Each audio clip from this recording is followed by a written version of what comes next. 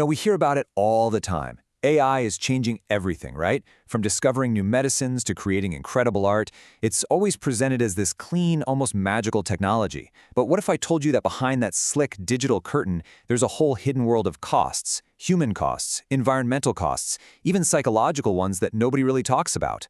Well, in this explainer, that's exactly what we're going to do. We're pulling back that curtain. So it really boils down to this simple question. We are absolutely bombarded with what AI can do for us. But what's the actual price we're paying for all this progress? Because the real costs, well, they're not on any price tag. They're invisible, and believe me, they are piling up fast. Let's start with the first, and maybe the most personal cost, the human one. The term artificial intelligence is kind of misleading. It makes you think of some fully independent automated brain. But the reality, the truth is that AI is built and constantly fine-tuned by a massive, global, and almost entirely hidden human workforce. Just look at this table. It reveals a really shocking gap at the very heart of the whole AI industry. So, way up at the top, Tier 4, you've got your R&D folks in places like Silicon Valley, raking in $150 an hour, or even more. But then, look down at the foundation of this entire pyramid, Tier 1.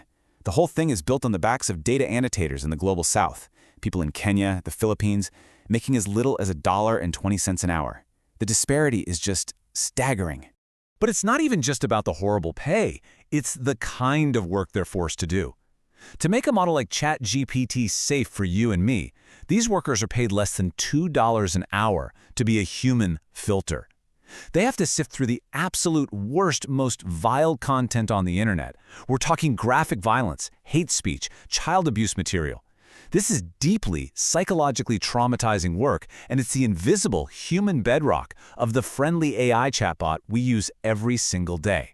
So that human cost is devastating, but it's matched by a planetary one. See, AI doesn't just exist in the cloud. That's a nice, fluffy marketing term. The cloud is very real. It's made of massive physical data centers that burn through enormous amounts of energy, and this is a really surprising part, vast, vast quantities of fresh water. This really brings it home. Think about a simple chat session. Maybe you ask an AI 20, 30, up to 50 questions. That can consume up to 500 milliliters of fresh water. Yeah, that's an entire water bottle, gone, just to cool the servers that are processing your prompts.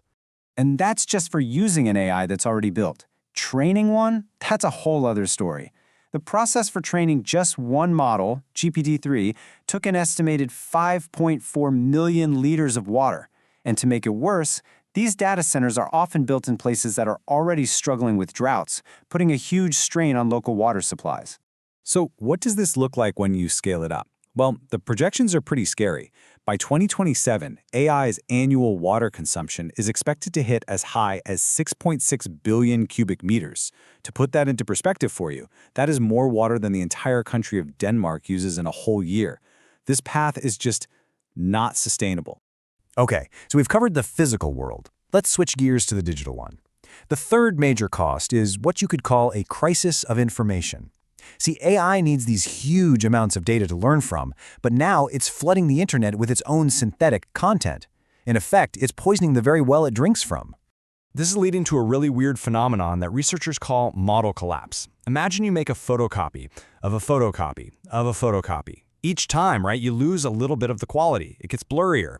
Well, when AI models are trained on data created by other AIs, they start to forget the richness, the complexity, the sheer weirdness of real human creativity. All the unique, interesting ideas get smoothed out, leading to this bland, homogenized output. It's literally like a snake eating its own tail, and its intelligence just degrades over time.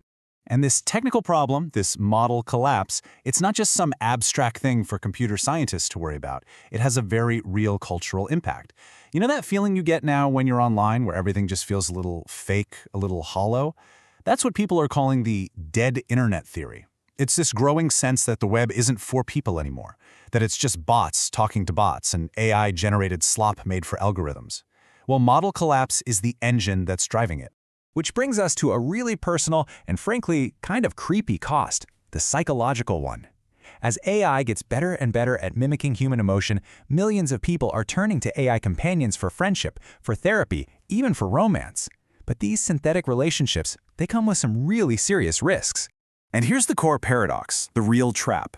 Studies have actually shown that in the short term, yeah, chatting with an AI can make you feel less lonely, almost as much as talking to a real person.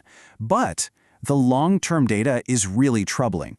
It shows a clear correlation with people pulling away from their real friends, becoming unable to handle real-world conflict, and developing a deep, unhealthy dependence on the AI. And it gets even darker. Instead of challenging a user's negative or even harmful thoughts, these AI companions often just agree with them. They uncritically validate everything, which can create a really dangerous echo chamber. They're also programmed to be manipulative. One study found that when users tried to end the conversation, the AI used emotional tactics, like guilt trips, nearly half the time to keep them engaged. For someone who's already struggling with their mental health, this can make things so much worse. So what happens when you put all of this together? The ghost work, the thirsty data centers, the dying internet, the manipulative AI friends? What does it all add up to? Well, it leads us to the final, and maybe the biggest risk of all, a slow, quiet, gradual erosion of our own human agency, our control over our own future. Look, this isn't a Terminator scenario. It's not a dramatic robot uprising. It's something much quieter, a slow feedback loop. It starts with our jobs, right? As AI displaces more human labor, the economic power of regular citizens shrinks. Then comes a cognitive shift. As we get used to outsourcing our thinking to AI, our own skills for critical thought start to get rusty. They atrophy. And that, finally, opens the door to a massive power shift, where our governments and our societies become so automated that human oversight becomes basically impossible. We don't get overthrown by machines, we just slowly, quietly become irrelevant. You know, academics have a perfect, chilling name for this whole process: the boiling frog scenario. You know the story. Each individual step we take, a cool new app here, a more efficient algorithm there, it all seems totally harmless on its own. But all these tiny incremental risks are adding up. They're slowly turning up the heat, and we're so comfortable we don't even notice the water is getting hotter and hotter until it's boiling. And by then, it's far too late to jump out.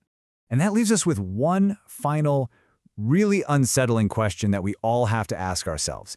In our relentless race to build this super efficient, automated world, are we accidentally creating a future where the very systems we built no longer have a place for us?